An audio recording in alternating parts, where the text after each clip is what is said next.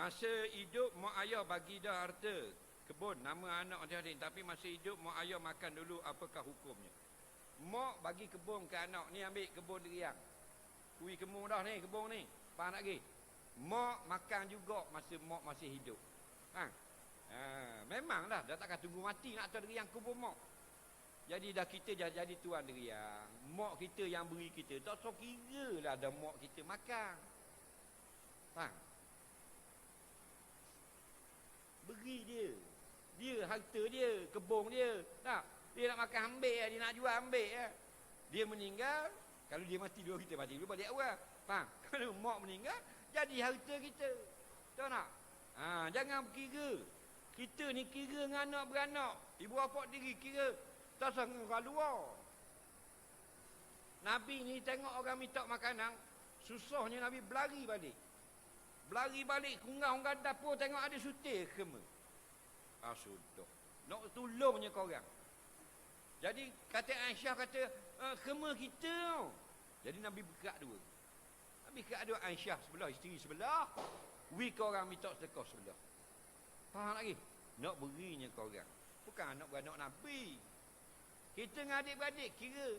Kita boleh 5,000 sebulan. Adik kita ada kalau berang, kita boleh 7,000 sebulan. Anak dara kita duduk seramat, kalau susah. Nampak? Kena ingat. Bank-in duit dia. Aku dapat raya. Anak dara aku seorang susah. Duduk di seramat. Bank-in 200 sebulan. Cara dia. Nah, baru beza kita orang Islam dengan orang fasik. Apa mangkana mukminan ka mangkana fasiqa. Adakah sama orang beriman dengan bapa fasik? Takkan sama. Nah, itu bezanya kita sedekah. Ingat. Ni dok adik diri nak pinjam motor dak wi.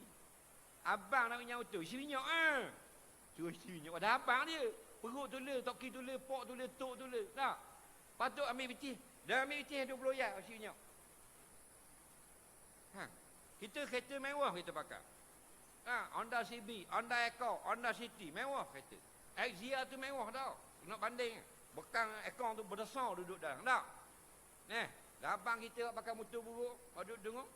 Apa salahnya kita beli kereta sekarang sutir ke dia? Kita ada 40,000 dalam bank. Tak? Ambil 6,000 beli. Benda Honda Accord 2001. Betul tak? Baik, ke dia itu. Dia bayar kot tax semua. Contoh. Tu cara hidup.